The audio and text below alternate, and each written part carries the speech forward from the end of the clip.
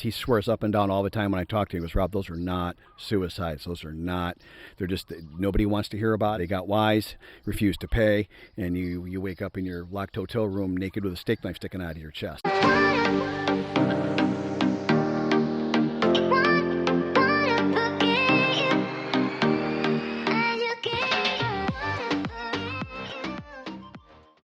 Okay, so I have this idea for what might be like a series scattered here and there in my content, like Thailand 101 or something. As my journey through Thailand progresses, and it has progressed over the last 3 years so far, my content sort of follows along down that rabbit hole of greater detail at times and such, and I always try to back up every so often. So, and if you're a newer viewer, and I have a lot of new viewers to the channel, I'm here living in the Isan region, outside the city of Korat. We pronounce Kolat, in the province of Kolat, and you can look that up in other videos of mine. But to say that what I'd like to do for this sort of Thailand 101 idea is, what is a scammer? Because that's the thing that's one of the thing. I can't say it's the thing because we do so many things here that are unproductive in our retirement overseas, but that's certainly a biggie. When I got here, I didn't know they existed. I didn't know there was such a thing. And boy, that didn't work out so hot for old Rob, let me tell you. So let me get out of the way quickly. There's two kinds of male scammer that you can run across once you kind of pair up with a woman, girlfriend, wife, whatever. A handsome local man will then, if he's a scammer of this type, he'll become friendly with your lady. He may want to be her lover. He may try a friend approach. He may come in through gambling. Eventually, it will become about money. Gambling, a loan, something. And the loan can go either way. As weird as that sounds, he can loan her money, she can loan him money, and then they just get entangled, and then it becomes, eventually it blows up into a problem. He knows that you'll bail her out with this fictitious debt of whatever the heck it could possibly be, or whatever the scam is. And then the other kind I talk about in great detail in my book are these black-hearted guys that look for any kind of social slight, particularly if they can get it on film, but they don't have to. All they have to have are witnesses, which will be people that work for them, who will be singing off the same song sheet, and they'll go to the police, and any kind of social media, social, public issue of having lost face can get serious enough way more quickly than you could ever possibly imagine, and please hear me on this. And now the police are involved. You're looking at possible huge fine, could be jail time, because you've grossly insulted someone. And they have 5 witnesses that swear to it. And so, again, if these are all new concepts to you, just spend the $10 and buy my book. It supports my son, who's an adult with autism living independently. He's crushing it, and he loves these sales. It makes him happy, and it gives him a few extra bucks. But anyway, so whatever. But it is a really good book. 110 pages. You can read it in a day or two if you want, and it's densely packed with information. Each chapter is labeled with exactly what it's about. I have a chapter on getting a visa, a chapter on how banks work here. I have a chapter on just about every key thing that I could think of. So now back to a female scammer. So this will be an overview. I'm going to attempt to stay away from any rabbit holes or deep dives on this because it's just way too big a subject for one video, obviously. But what you're looking at is Thailand is a poorer country than most Western countries, we'll just say, okay? And that puts more financial pressure on people in general. And this is a male-centric culture. So for the women, they get kind of that double hit. They're in a poor country to begin with, and then their second slot here on how things go. And then they're the ones who are ironically expected to do all the financial providing for the family, the parents and the children exclusively. They are the provider for all that. And then a lot of times they're the breadwinner because they're more likely to finish school for all kinds of other reasons that we're not going to get into today. Anyway, so they're under all this pressure. And you have to just understand how incredibly rich we are by comparison. If you're on what I sometimes refer to as a full Social Security, like just an average, but a full Social Security retirement from the United States, that's a that's a nice, few $1,000s US a month coming in, but it no way makes you anywhere even near wealthy at all. In fact, it barely puts you above the poverty level in the United States. Here, that's a gigantic salary. If you make a good Thai friend of mine here told me once, yeah, she had a friend that was super, super rich, and she was going on about how rich this friend was. I said, well, how much money does she make? And she goes, oh my gosh, it's Gao Mun Bat La Dun, 90,000 baht per month. And that's roughly probably 2,800 bucks US, something like that. Maybe, it varies by the exchange rate. And that's a very, very, very rich person here. So your Social Security income alone, if you're in a reasonably good situation, can put you in the quote-unquote very rich category. So now you're a target. And then the other problem is we don't get the culture here. And most of us don't speak the language at all. I don't know what percentage of foreigners speak Thai, but it's tiny. It's single digits for sure. Okay, I got interrupted a little bit there. So how these young ladies with all this responsibility on their little shoulders and all this stuff, what happens, the stereotypical story of where this sort of starts is these women are then encouraged or flat out told by their families to go and work in a massage parlor or a covert or overt sex business. And notice right off the bat, we're already talking about sex work. Those two are just tied together inextricably. And they'll go and work. So one real quick thing is like they'll go work, say, at a massage parlor or at a bar, being a bar girl. Here, they have a thing called being a bar girl, where your server can also be your sex partner for the evening for a short time or a long time, and that's a whole other thing. You can learn some about that on other channels. I cringe at what they say, a lot of them, almost all the time, honestly, but it's up to you. My average viewer is 55. I think we can sort this out for ourselves, what's reasonable or real or not. But anyway, so that happens, and then they start working, even if they're not intending to be a prostitute, okay, just to say what it is. It's a slippery slope.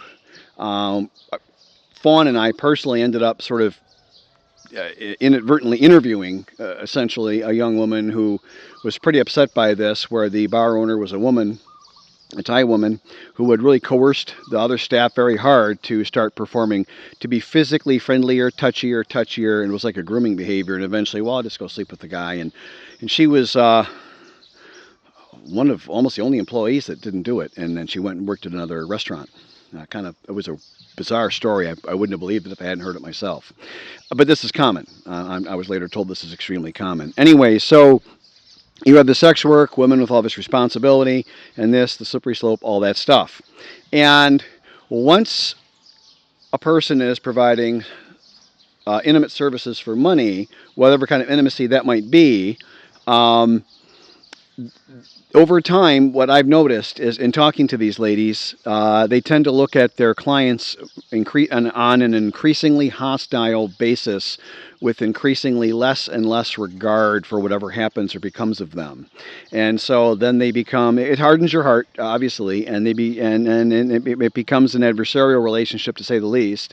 And some of these women take real joy in the pain they give to some of their clients. It's just an ugly situation. It's an ugly cycle. It's an ugly situation all around. And so that's on one side. That's on the sex and the sex industry side, how a scammer comes from there. But from the other angle, there's two sides to this. There's two avenues. The other one is this Dongcho culture in Thailand. And I was surprised to hear of this. I mean, as a noob and as a total novice and uninitiated person to Southeast Asia or to Thai culture whatsoever, I had this vision of the sort of pure-minded, Buddhist, peaceful, and they are extremely peaceful. It's the most nonviolent culture I've ever heard of. But I had this view of this altruistic, humble, and culture and all this, and these people. And your good traditional Thai Isan people that I know are all actually like that. That's all true.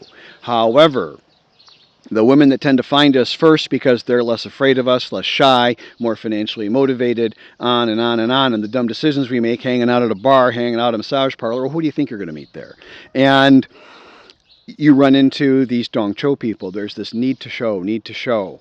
And Man, I mean, it's we do it in the West too. You know, people get the second jobs, they can get the better BMW with the fancy interior, so the wife can have a Louis Vuitton handbag or whatever the heck it is, and all that stuff. And that's an even bigger thing here. And let me reiterate, they're much poorer than we are. So this puts this weird pressure on them. They want to have these same nice things that we have, but they have far less money, and so it's a real problem. And you can see where this goes. So then you get these people rebelling against the culture. All countries are kind of losing their culture. In my opinion, Thailand's done a fantastic job of keeping it, but it's not immune. And so you've got the younger, more modern women, my opinion, buying more and more into this Dong Cho culture, buying more and more into a westernized sort of thing. And so the further you get out of the villages and the rural areas and the smaller towns and stuff, you get to the bigger cities, you can generally, and there's 71 million people here, millions of exceptions, but you generally run into more modern people, and they're looking to socially climb. And you get this gold digging because in the West, if you go on any dating site, all the guys talk about how rich they are, and all the women post pictures of how beautiful they are. And there's the guys got to look good too, and the women make their own money, but that Neanderthal aspect of things is still there, and it's 1956 here in Thailand. Let me tell you. So that's very much a thing. So women are already expecting some kind of financial support to begin with, and then this just makes it worse. And then we come here, not able to allow the woman to save face in other traditionally cultural ways. So then we just end up buying our way in, and before you know it, you've bought yourself a girlfriend, which means you've bought yourself zero loyalty, and in fact, you've dated and married a prostitute who is a scammer. So, okay, so now we've kind of laid out the groundwork. So who are these scammers and what's going on? So basically, a scammer then that I'm talking about now, I've eliminated the two male kinds in the beginning. So you got the women, and they're looking to make money off of their looks. Or if they're not that pretty, and it's shocking how old and how not bar girl pretty some of these women who are successful scammers are. I've been shocked a couple of times, although generally they're young and pretty. They're looking to make money then off of their time, their attention. In the West, my opinion, I think our dating and marital system is a bit broken at the moment, and there's a lot of unhappy guys not getting a lot of female companionship, but in fact giving an awful lot of money. And it's easy to come here, and I did this, and we all kind of fall to this to some point or another, I think. You start getting attention from all these ladies, and it's hard to pass up. And you get women telling you they love you, and it's this young, gorgeous woman, and she's all over you, and she's texting you every 2 hours, and I love you, I'm thinking about you, and can you come over tonight, and all this stuff, and it's hard to say no to. And I'm not saying you have to, but I'm just saying there's all this other stuff that can come with it that really is unhealthy for you long term. And you should also know, before I forget to mention it, that I have no way of knowing a percentage, but I believe it's over half. So it's absolutely not uncommon. Please hear me, not uncommon. Please hear me, it's very common. A lot of these scamming women have a man they work for. The woman's nonviolent. She's just looking to trick you and love you out of your money. You know, put stars in your eyes and get you out of your money. But the man or men behind her are in no way necessarily nonviolent. And so you can get yourself into a physically dangerous situation with that cute little Thai girl who's loving you and proclaiming all these nice things for you. So do be careful with that. I have a friend here, one in particular, who is really in on this whole scene and thing. He has a couple of friends that are in the loan business, legal and illegal here in Thailand. I don't want to talk too much about that. And he says a lot of these quote-unquote suicides for foreign men he swears up and down all the time when I talk to him, he goes, Rob, those are not suicides. Those are not, they're just, nobody wants to hear about it. They just go away. But those are people that didn't pay their loan, didn't pay off the rest of their scam or whatever was going on. They got wise, refused to pay, and you wake up in your locked hotel room naked with a steak knife sticking out of your chest. And that's not an uncommon scenario. So if you come here, this is an extremely safe place. But if you come here completely recklessly, drunk every day, flashing money, using drugs frequently, so you're chemically impaired one way or another, and you're dating people you honestly have no business dating, and you're throwing money around like crazy, you're probably still okay because it's actually that safe here. However, sometimes that ridiculously reckless strategy can actually go wrong for you, and wrong in the worst ways. But so back on this. So A scammer basically is a woman showing interest in you that really shouldn't normally be interested in you. Why is she interested in you? As I always say on my channel, when I'm back home and I see some foreign guy walking down the street, I'm not worried about what he's thinking. And it's the same here. They're very cultural, Thai-centric. All Thais are in their thinking. They don't really worry too much about us foreigners. They are very gracious in allowing us to do our thing here, but they really leave us alone. They're not really normally interested in us. So when someone does take an interest, you have to take an interest back and go, why is this person here with me? What are they doing? What are they getting out of it? And if it's a stunningly attractive young woman who is eligible to date a Thai man, which, let me make it clear and burst your bubble, they prefer Thai men over us. 100% if they could get a Thai man, an eligible Thai bachelor, even if we got a pile of money hanging out of our pocket, 98% of Thai women, and that's as true of a statistic as I can get for you, it's pretty accurate, will take a Thai man. Just a few want to opt out of the culture because they're tired of supporting and tired of, the Thai men have a bit of a playboy reputation. They're tired of all that, and they just want out. They just want support. They want to have some kids, or they have kids already, and they just want to move on with their life. But that's only about 2%. It's a tiny number. It's absolutely less than 5. I can guarantee you that. So you end up with women that are interested in you that shouldn't be, which is challenging to know when you're first here because you can generally date about 5 pay grades up, as I say here, when you come to Thailand, especially if you're in a more rural or the Isan area where I am. You can look that up. There's a lot fewer eligible guys to go around. There's much higher competition for it. Yesterday I had 2 or 3 women. The last couple 3 days I had. Yeah, the last couple 3 days I've had probably almost 10 women flirting with me. Half of those, about 5 of them, were completely, totally inappropriately young and pretty for a 60-year-old man such as myself. So they're looking for other things from me. Now, they might not necessarily be flat out looking to scam on the outset. A lot of those women are looking to be a mia noi. That's a whole other conversation. I'll put the word on the screen. That's a paid mistress. Thai men take on mia nois all the time. A Thai man of status almost guaranteed has one. I know of one guy that's got 5. A local wealthy Thai man's got 5. Jeez. Anyways, and it seems like a lot to me. He's obviously got a lot of energy, but that isn't unusual. No one said, oh my gosh, we know this one guy who's got 5. It's not being reported to me that way. It's like, oh, he's got 5. So it's pretty common. Us Westerners typically don't do that.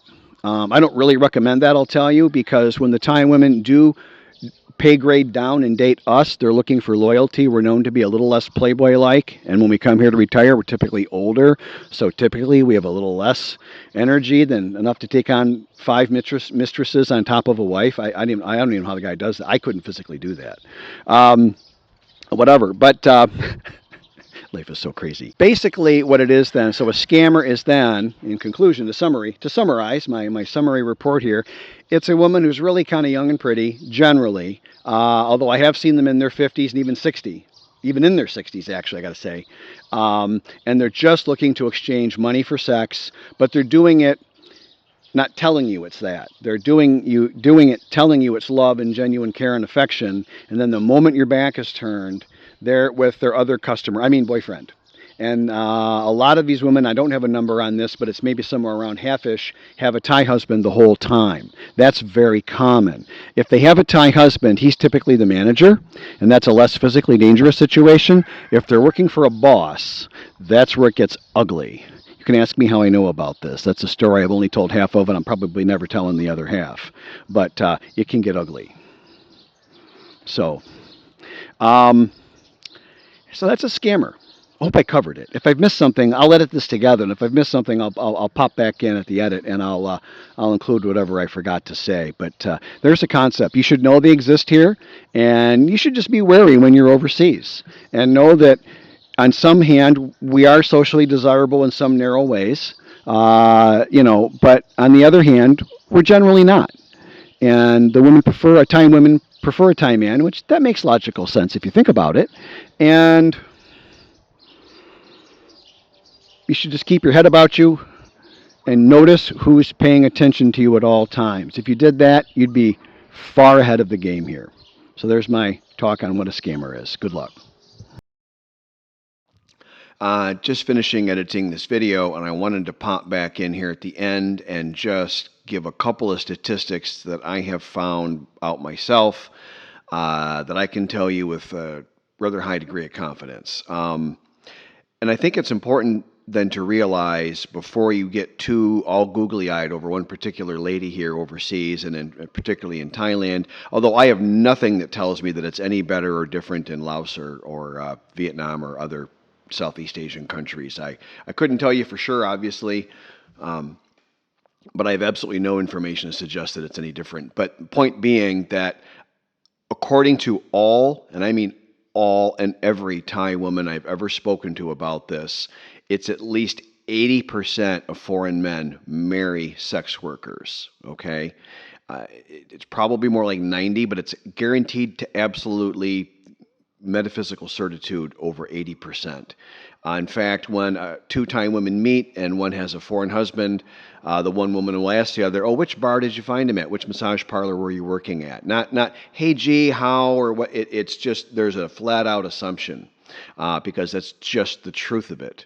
And the other thing is then, then that's a scary statistic. I think you should be concerned by that personally. Then what percentage of these women are then scamming their foreign husbands here?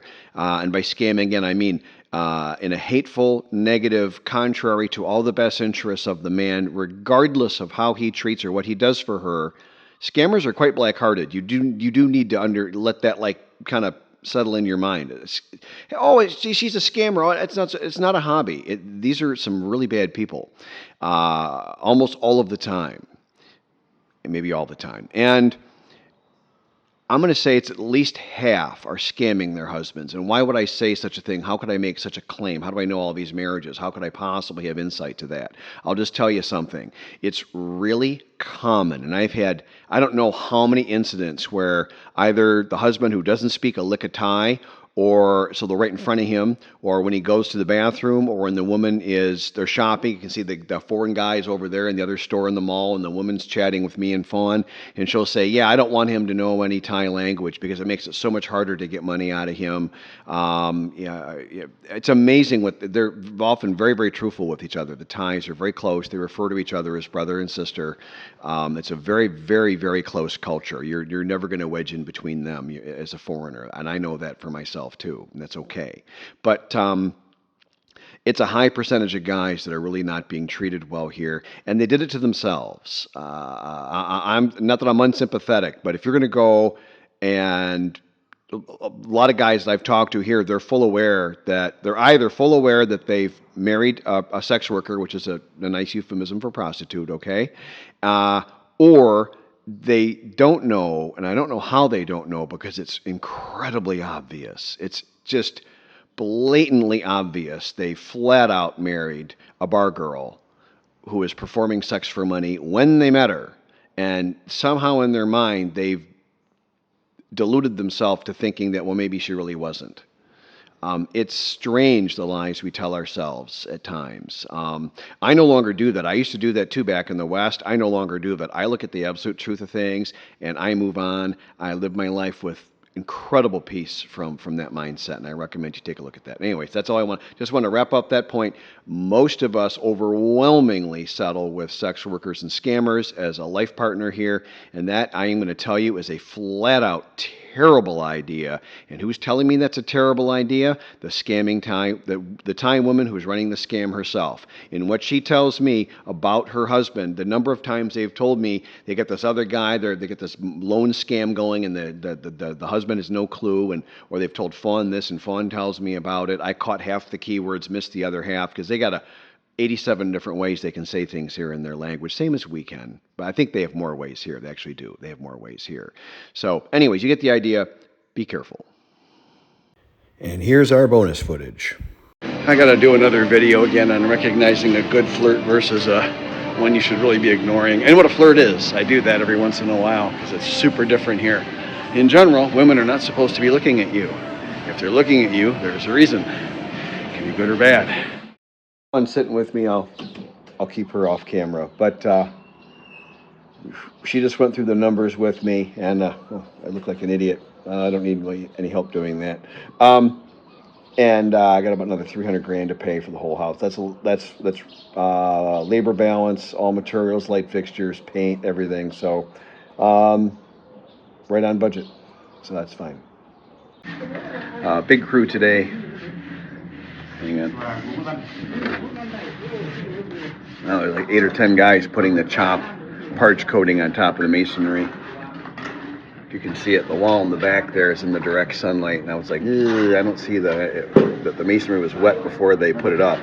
But I did see the hose. I do see the hose on the floor, and I went around to the kitchen, the back side of that wall, and it's soaking wet, and there's a puddle on the floor. So I guess they did wet the wall that was going to be in the sun beforehand, which is nice to see, because that'll possibly eliminate all the little spider cracks that get in the walls. It just gets annoying. It just looks like shit.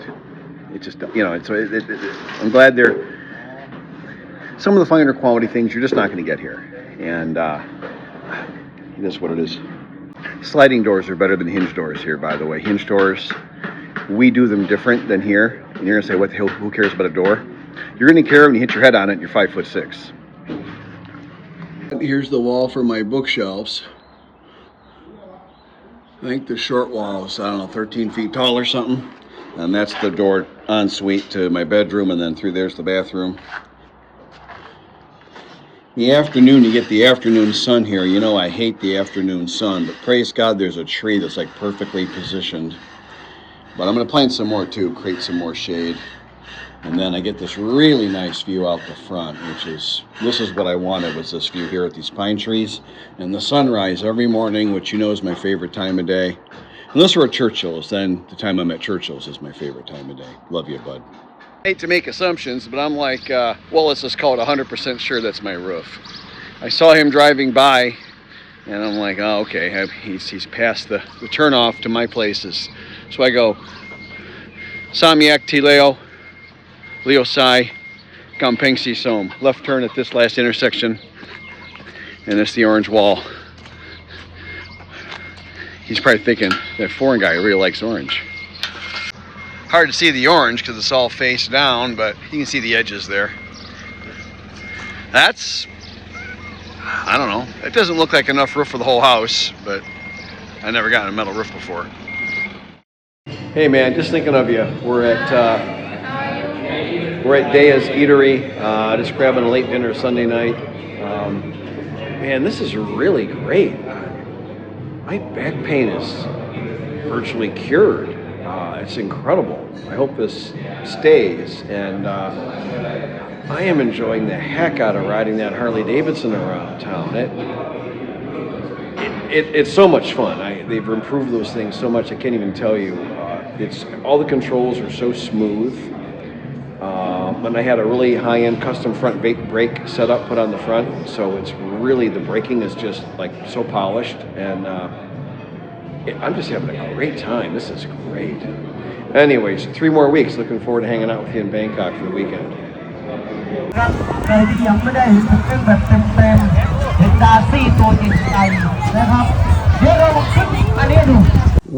Kun ba yacht byด้วยไหมอยากไป